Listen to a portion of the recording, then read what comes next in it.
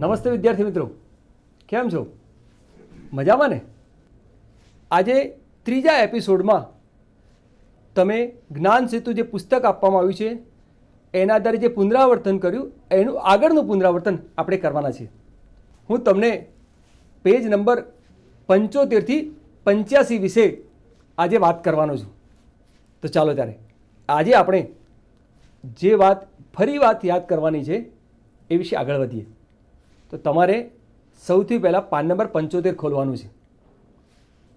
બાલ દોસ્તો, અહીં પાન નંબર 75 છે, એમાં 21થી 30નું સંખ્યા જ્ઞાન આપેલું છે.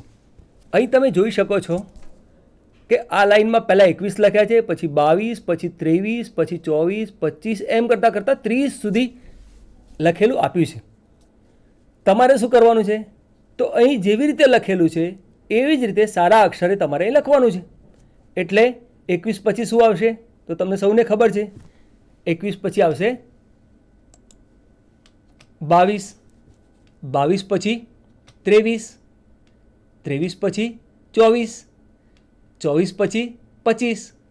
એટલે કે અહીં જે લખેલું છે એવી જ રીતે તમારે સારા અક્ષરે ફરીવાર લખવાનું છે. એમ કરતાં કરતાં લખીને તમે છેક 30 સુધી કામ તમારું પૂરું કરશો. એ જ પેજની અંદર પછી 31થી 40 અને 40થી 41 થી 50 સુધીની વાત પણ લખેલી છે. એ તમારે શું કરવાનું છે? જેવી રીતે આપ્યું છે એવી રીતે અનુલેખન કરવાનું છે. આગળનું જે પેજ છે એ આગળના પેજમાં પણ આવી રીતે સરવાળાના દાખલા તમને બતાવ્યા છે. અહીં તમે જોઈ શકો છો કે બે ભારી આપી છે. એ ભારીના નીચે લખ્યું છે દશક અને અહીં લખ્યું છે એકમ. આ સમજતા પહેલાં આપણે થોડુંક બીજું પણ સમજી લઈએ અને યાદ કરી લઈએ. જે પહેલી વાત હતી એમાં અહીં 10-10ની બે ભારી આપી છે અને આ એકમ આપ્યા છે. અહીં શું લખવાનું છે એ આપણે સમજીને યાદ કરીએ. પણ એ પહેલાં મેં કહ્યું એમ કે આપણે એકમ અને દશક વિશે પણ યાદ કરી લઈએ. અહીં 1, 2, 3, 4 અને 5, અહીં 5 એકમ આપ્યા છે. એટલે એકમના ખાનામાં આપણે લખીશું 5. અને આ 10-10ની બે ભારી છે એટલે કે આ 1 દશક અને આ 2 દશક, આ બીજો દશક, તો એનાથી બનતી સંખ્યા છે 25. તો સૌથી પહેલાં આપણે એકમ જોઈ લઈએ. તો એકમમાં 1, 2 અને 3, તો 3 એકમ છે. તો એકમના ખાનામાં તમારે લખવાના છે 3. તો અહીં આપણે લખ્યા છે 5 એકમ અને 2 દશક એટલે 25. આ બાજુની જે સંખ્યા, બાજુની જે ચિત્ર આપ્યું છે એ બાજુના ચિત્રમાં તમે જોઈ શકો છો કેટલી દિવાસળી આપી છે છૂટી? તો 3 એટલે કે 3 એકમ. અને 10-10ની કેટલી ભારી આપી છે? તો 10-10ની ભારી આપી છે 3 એટલે દશકમાં પણ આપણે લખીશું 3. એટલે 3 દશક અને 3 એકમ એમ મળીને એ સંખ્યા બનશે 33. ખરું ને? તો એકમ અને દશકના આધારે બનતી સંખ્યાઓનો મહાવરો જે બાકીનો છે એ તમારે જાતે કરવાનો છે. હવેનું જે પેજ છે એ પેજ તમને ગમતું પેજ છે. તમે ઉલટાવશો તો તમને ખબર પડશે કે એમાં તમારે ચિત્ર દોરવાનું હતું. ખરું ને? આપણે એ ચિત્ર જોઈએ. આ પેજ છે પાન નંબર 77.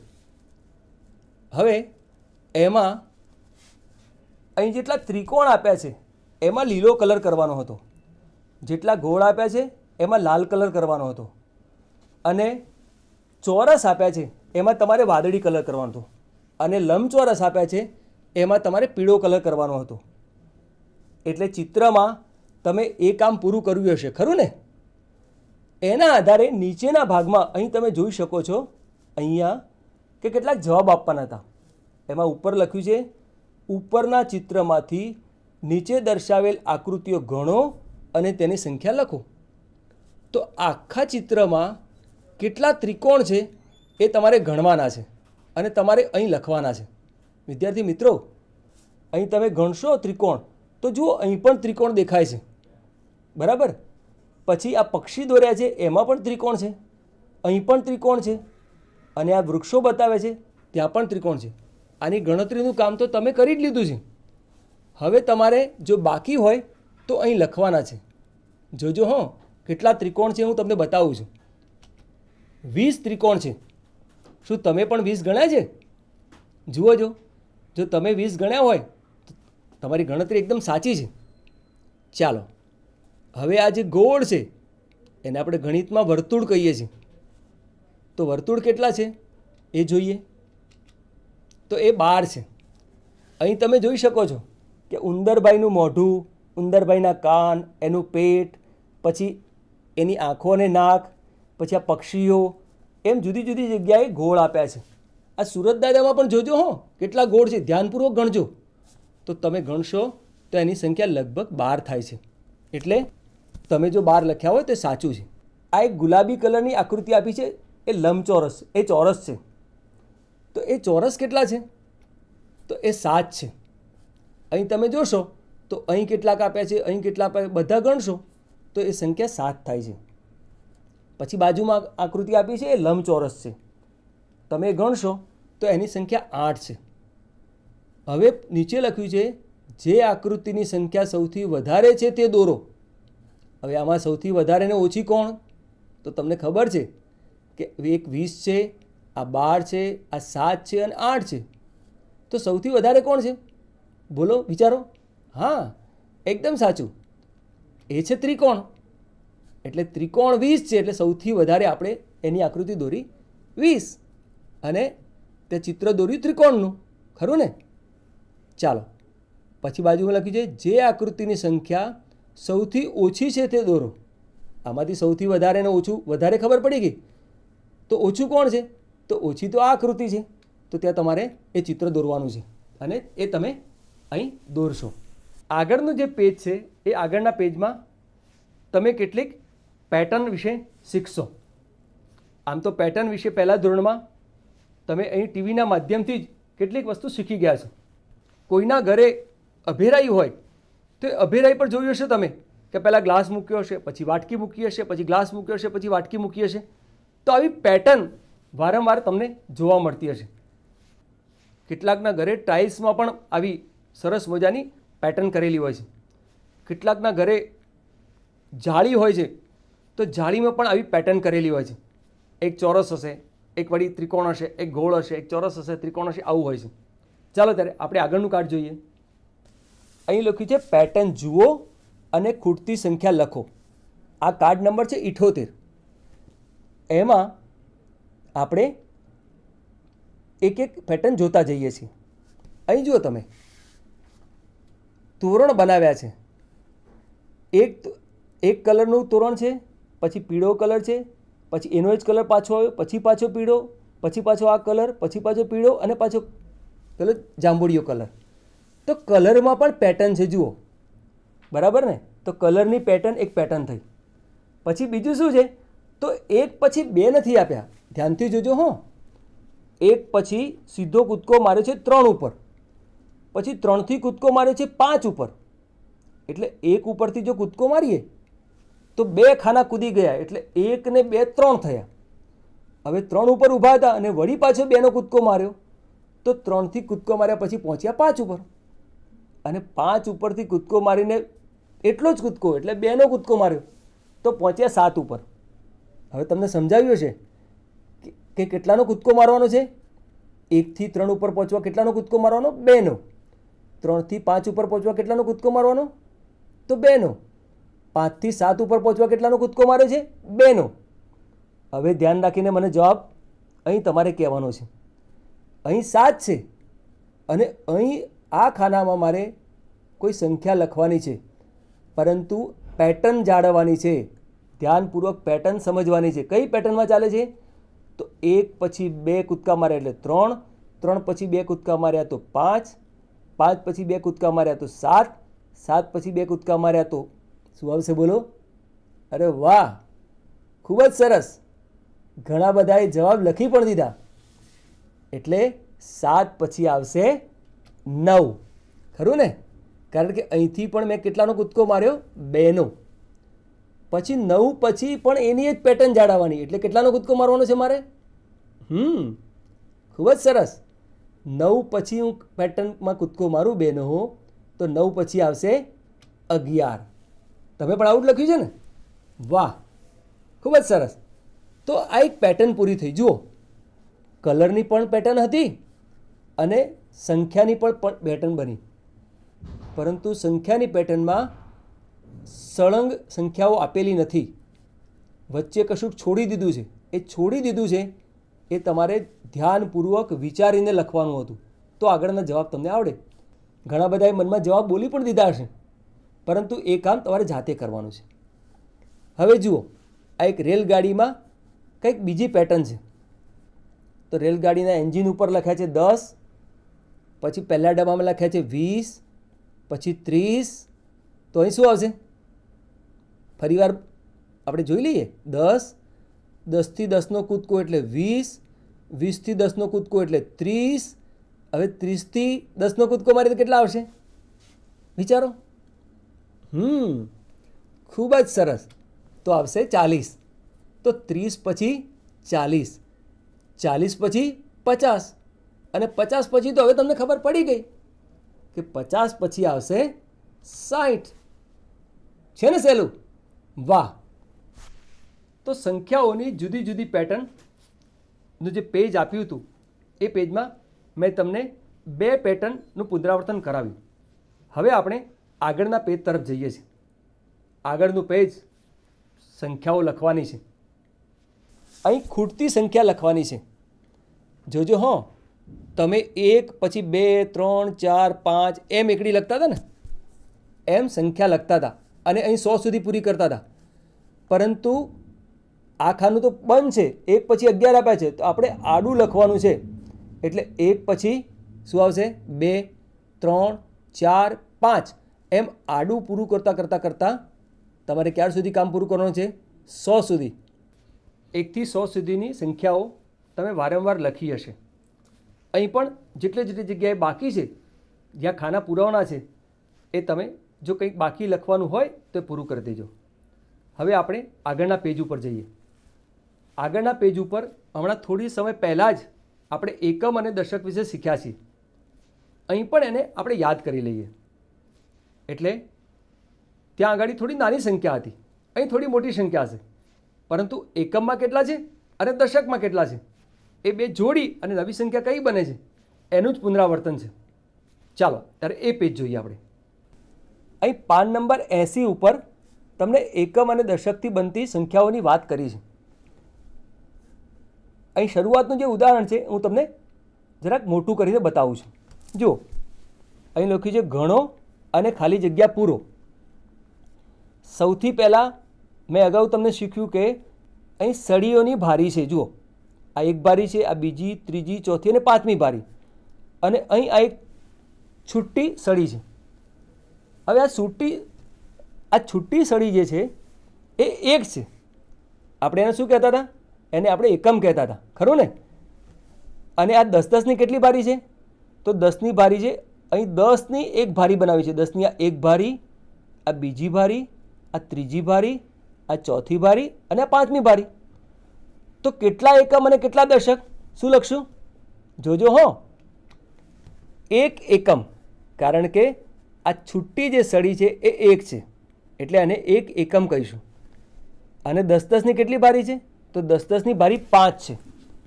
5 દશક અને એક એકમ એમ મળીને અહીં કઈ સંખ્યા લખવી પડશે આપણે?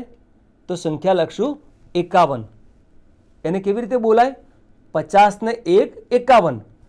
5 દશક અને એક એકમ, સંખ્યા બની 51.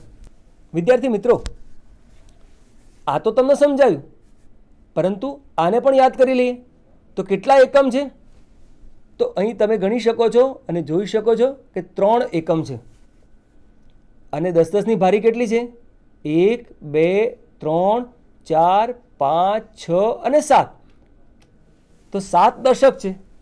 10ની 7 ભારી અને 3 છૂટી સળી. એમ કરીએ તો આ બધી જે સળી છે એ બધી સળી થઈ 73. 70 ને 3 73. તો આપણે લખીએ છીએ 73. બરાબર ને? એનો નીચેનો જે ભાગ છે એમાં સળીની જગ્યાએ તમને મણકા આપ્યા છે, પરંતુ કામ તો એ જ કરવાનું છે. 10-10 મણકાની 2 ભારી હોય અને 5 છૂટા હોય, તો કેટલા થાય? હવે તો વારંવાર આપણે યાદ કર્યું છે, એટલે 10-10 મણકાની 2 ભારી હોય તો તમે કહેશો 2 દશક છે, અને છૂટા 5 મણકા છે તો 2 ભેગા મળીને 5 એકમ થયા અને 2 દશક થયા, તો 25 થાય છે. તો આવી રીતે એકમ અને દશકના આધારે કઈ સંખ્યા બને છે એની વારંવાર આપણે વાત કરી છે, અને એનો મહાવરો તમને બરાબર થયો છે. વિદ્યાર્થી મિત્રો, હવે આગળનું જે પેજ છે એમાં થોડીક નાણાંની વાત આવે છે. રૂપિયા અને પૈસા તમે બધા જ વાપરો છો, જોયા હશે, અને એનાથી બનતી વસ્તુઓ તમે ખરીદતા હશો અથવા કોઈ વસ્તુ લેવા માટે એનો ઉપયોગ કરતા હશો. અહીં પણ બહુ નાનકડા 2 ઉદાહરણ આપ્યા છે, અને એ ઉદાહરણમાં શું આપ્યું છે એ આપણે જોવાનું છે. આપેલ સિક્કા વડે નીચેની રકમ બનાવીએ. વિદ્યાર્થી મિત્રો, અહીં 1નો સિક્કો છે, પછી 2નો સિક્કો છે અને 5નો સિક્કો છે. આ 3 જ સિક્કા આપ્યા છે. આ 5ના સિક્કા વડે આપણે 6 રૂપિયા બનાવવાના છે. કેવી રીતે બને જરા જોજો. 6 રૂપિયા. હવે આ 6 રૂપિયામાં મારી પાસે 1 રૂપિયાના જ સિક્કા છે. આમાં આપણને 3 સિક્કા આપ્યા હતા, પણ હું ખાલી 1 રૂપિયાના જ સિક્કાનો ઉપયોગ કરું તો મારે કેટલા સિક્કા લેવા પડશે?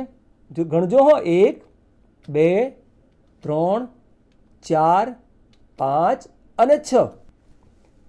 જો સિક્કા બદલાય તો 2નો સિક્કો 1, બીજો 2નો 1 સિક્કો, આ 2 સિક્કા આપણે વાપર્યા તો કેટલા થયા? 2 ને 2 4 રૂપિયા થયા. આપણે 6 રૂપિયા કરવા છે તો 2નો ત્રીજો સિક્કો પણ લઈ શકીએ, ખરું ને? આપણે 1નો અને 5નો સિક્કો આગળ જે બતાવ્યો તો એ વાપરવું નથી, પરંતુ 2ના 3 સિક્કા વાપરીએ, 1 સિક્કો, બીજો સિક્કો અને ત્રીજો સિક્કો, તો પણ 2 ને 2 4 અને 2 6, તો 6 રૂપિયા એવી રીતે પણ થાય. હજી કોઈ બીજી રીતે થાય? જુઓ જો. હા, અહીં 1 સિક્કો મૂકી દીધો 5નો. જો 5નો સિક્કો 1 આવી ગયો તો હવે 6 રૂપિયા કરવા માટે કેટલા સિક્કા ખૂટે અને કોનો સિક્કો મૂકવો પડે? બોલો. ખૂબ જ સરસ. તો 1 સિક્કો 1 રૂપિયાનો મૂકવો પડશે, એટલે 5 ને 1 6, તો 6 રૂપિયા એટલે 5 અને 1 પણ 6, 2 ના 3 સિક્કા લઈએ તો પણ 6, 1 રૂપિયાના 6 સિક્કા લઈએ તો એ 6. હજી કોઈ રીતે બીજી રીતે થાય? જોજો હો. 1 2નો સિક્કો છે, પછી બધા 1ના લઈએ તો કેટલા લેવા પડશે? આ 2 રૂપિયા આવી ગયા. 1ના કેટલા સિક્કા? 1 2 3 અને 4, તો 2 3 4 5 અને 6, તો એ 6 રૂપિયા થઈ ગયા, ખરું ને? તો આપણને 3 સિક્કા આપ્યા હતા, 2નો 1નો અને 5નો, અને જુદી જુદી રીતે આપણે 6 રૂપિયા બનાવવાના હતા, તો 6 રૂપિયા આપણે બનાવ્યા. હજી કોઈ બીજી રીતે થાય? 1 2નો સિક્કો છે, બીજો 2નો સિક્કો છે, 4 5 અને 6, આ રીતે પણ થઈ શકે, ખરું ને? 2 + 2 4 5 અને 6, તો 6 રૂપિયાને જુદી જુદી રીતે કેવી રીતે કરી શકાય? વિદ્યાર્થી મિત્રો, તમે 10 રૂપિયા લેજો, 5 રૂપિયા લેજો, 2 રૂપિયા લેજો, અને આવી રીતે જુદી જુદી રીતે કયા સિક્કાથી 10 રૂપિયા બનાવી શકાય એની રમત પણ રમી શકો. અને એમ કરતાં તમને આ નાણાંની સમજ આવતી જશે. એટલે જ્યારે બજારમાં ખરીદી કરવા જશો ત્યારે તમારે ગણવું નહીં પડે, તમને તરત સમજાઈ જશે. આનો બરાબર મહાવરો તમારે જાતે કરવાનો છે. અહીં માત્ર તમને કેટલાક જ ઉદાહરણ મેં બતાવ્યા છે, અને ચોપડીમાં 6 રૂપિયાની વાત હતી એટલે 6 રૂપિયા અને 3 સિક્કા એની આજુબાજુ મેં તમને શીખવ્યું છે. પણ બીજા સિક્કાથી પણ તમે રમત રમતા આ કામ કરી શકશો. હવે એ પછીનું જે પેજ છે એ પેજમાં પણ તમે જે એકમ અને દશક શીખ્યા છો એના આધારે હવે સંખ્યા તમારી જાતે લખવાની છે. કામ ખૂબ સરળ છે, અને ગણીને સમજીને લખશો તો ફટાફટ લખી શકશો. આમાંથી ઘણા બધા વિદ્યાર્થીઓ તો લખવાનું કામ પૂરું કર્યું છે. આજે તો માત્ર હું જે શીખવું છું એનું શું કરી રહ્યા છે? એ લોકો પુનરાવર્તન કરી રહ્યા છે, ખરું ને? ચાલો ત્યારે આપણે એ પેજ જોઈએ. અહીં કેટલી સળીઓ છે એવું પૂછ્યું છે. હવે આ તો તમને સરળતાથી ગણતા આવડશે, પરંતુ એક નવા ઉદાહરણો અહીં આપ્યા છે, એ પૈકીના આપણે ગણીએ. તો જુઓ, અહીં મેં 13 લખ્યા. આ 13 શું કરવા લખ્યા? તો અહીં 3 છૂટી સળી છે. યાદ આવ્યું? 3 છૂટી સળી એટલે 3 એકમ. અને અહીં 1 કેમ લખ્યો? કારણ કે આ 10ની દિવાસળીની એક જ ભારી છે, એટલે 10ની એક ભારીને આપણે દશક કહેતા હતા. એટલે આ 1 દશક છે. 1 દશક અને 3 એકમ એટલે આપણે લખ્યા 13. પછી લખ્યા 15. શું કરવા 15 લખ્યા? તો અહીં 5 છૂટા છે એટલે એકમમાં 5 અને 10ની એક ભારી છે એટલે આપણે લખ્યું 1 દશક અને 5 એકમ એટલે 15. અહીં 17 લખ્યા મેં. તો 17 શું કરવા લખ્યા? આવી જ રીતે આમ પણ કરી શકાય, ખરું ને? આવડશે ને? તો એ છે 16, કારણ કે અહીં 6 સળી છૂટી છે અને 10ની એક ભારી છે. તો છૂટી સળીઓ અને ભારી વડે અગાઉ જે શીખ્યા છે એને ફરીથી યાદ કરીને તમારે સંખ્યા લખવાની હતી. કામ કેટલું સરળ હતું. અને મેં તમને અગાઉના એપિસોડમાં શીખવાડ્યું છે કે તમારે સૌએ ઘરેથી દિવાસળીની જે સળી હોય છે એની 10-10ની 3-4 ભારીની જરૂર છે અત્યારે હાલ, અને 10 સળી છૂટી રાખવાની. આમ કરશો તો તમારું સંખ્યા જ્ઞાન શીખવાનું જે કામ છે એ સરળ બની જશે. ભારી બનાવી અને છૂટી સળી કરીને સંખ્યા જ્ઞાનને વધારે મજબૂત બનાવજો, જેથી આપણે બીજા ધોરણમાં જ્યારે ગણિત ભણવાનું ચાલુ કરશું ત્યારે તમને કોઈ જ મુશ્કેલી ના પડે. વિદ્યાર્થી મિત્રો, હવે પછીનું પેજ જુઓ, અને હવે પછીના પેજમાં આપણે શું કરવાનું છે એ જરા જોઈ લઈએ.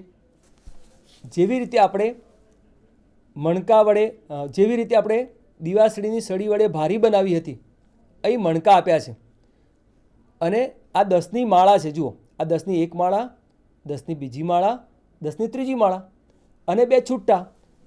તો 10ની 3 માળા એટલે તમને ખબર છે કે 3 દશક થાય, અને 2 છૂટા તો 3 દશક અને 2 છૂટા તો કઈ સંખ્યા બનશે?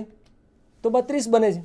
અને અહીં પણ જુઓ, આ 3 દશક છે, ખરું ને?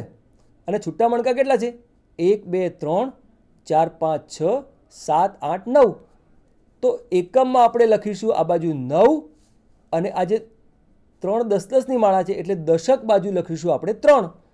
એમ કરીને 3 દશક અને 9 એકમ એટલે સંખ્યા બનશે 39. બધાએ પોતાની નોટમાં જે પુસ્તક આપવામાં આવ્યું છે જ્ઞાન સેતુ, એમાં આવું લખ્યું હશે.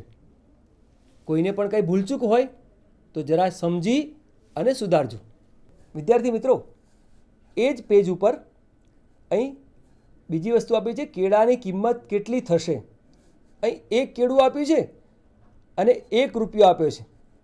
એક કેળાનો 1 રૂપિયો છે, બાજુમાં લખ્યું છે 1 રૂપિયો. હવે જોજો આપણી પાસે કેટલા કેળા છે? એક કેળું, બીજું અને ત્રીજું. જોજો, હા, આ 1 રૂપિયો, આ એક કેળાનો, આ બીજો રૂપિયો એ બીજા કેળાનો, અને આ ત્રીજા કેળાનો ત્રીજો રૂપિયો. તો 1 2 અને 3. તો અહીં કેટલો જવાબ આવશે? તો કેળાની કિંમત થશે 3 રૂપિયા. એક કેળાનો 1 રૂપિયો તો 3 કેળાના 3 રૂપિયા. વિદ્યાર્થી મિત્રો, હવે આગળનું જે પેજ છે એમાં ફરી વખત એકમ અને દશકની વાત આવે છે. આપણે ફરી વખત યાદ કરીએ અને એ પેજમાં શું કરવાનું હતું એ તમે બરાબર કર્યું છે કે નહીં એ પણ ચકાસી લઈએ. ચાલો જુઓ. જો અહીં લખ્યું છે કેટલા એકમ છે, અને અહીં લખ્યું છે કેટલા દશક છે. આ સંખ્યા કઈ છે? 15, ખરું ને? 15માં પૂછ્યું છે કેટલા એકમ છે. તમને યાદ છે એકમ કોને કહેવાય, દશક કોને કહેવાય? તો તમારા હાથને જમણો ભાગ છે એટલે જમણો હાથ છે એ તરફને આપણે એકમ કહીએ છીએ, અને જે ડાબો હાથ છે એ તરફના ભાગને આપણે દશક કહીએ છીએ. એટલે અહીં 2 સંખ્યા આપણને 2 અંકો દેખાય છે, 1 અને 5. એટલે એમાં બીજો 2 ભાગ કરીએ. જોજો, હો, મેં 2 ભાગ કર્યા. એટલે આ જે ભાગ છે એ મારા જમણા હાથ તરફ છે, અને આ જે ભાગ છે એ મારા ડાબા હાથ તરફ છે. તો જમણા હાથ તરફ જે સંખ્યા હતી એને આપણે બોલીએ છીએ એકમ. એકમ. અને આ જે ડાબા હાથ તરફ છે એ સંખ્યાને આપણે બોલીએ છીએ દશક. તો આ એકમ અને આ દશક. આપણને પૂછ્યું છે કેટલા એકમ છે, તો અહીં તમને ખબર છે કે આ એકમ કહેવાય અને આ દશક કહેવાય. આપણે જવાબ આપવાનો છે કેટલા એકમ છે, જવાબ અહીં લખવાનો છે. તો કેટલો જવાબ લખશો? ખૂબ જ સરસ, 5 એકમ. કેટલા એકમ છે? 5 એકમ, કારણ કે અહીં 5 લખેલા છે અને એકમના સ્થાનમાં છે આ તરફ. હવે આ કેટલું સહેલું છે. અહીં પૂછ્યું છે કેટલા દશક છે, આપણે એમાં પણ ઊભી લીટી કરી લઈએ. તો આ તરફના એકમ અને આ તરફ જે છે એ દશક. જુઓ તો અહીં જવાબ શું લખશો? જુઓ ઘણા બધા વિદ્યાર્થીઓ તો જવાબ લખી પણ દીધો અને પોતે સમજી પણ ગયા છે. 2 દશક. તો 5 એકમ એ કઈ બાજુ હતા? આ લીટી દોરી એની જમણી તરફ. અને દશક તો આ પહેલી સંખ્યા છે એ પછીની જે સંખ્યા આવે છે એને આપણે દશક કહીએ છીએ.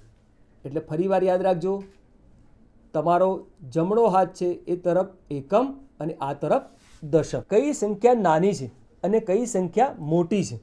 આ કેટલા મણકાની માળા છે? હવે તમે જોશો એટલે તમને ખબર પડી જશે કે આ 10 મણકાની માળા છે.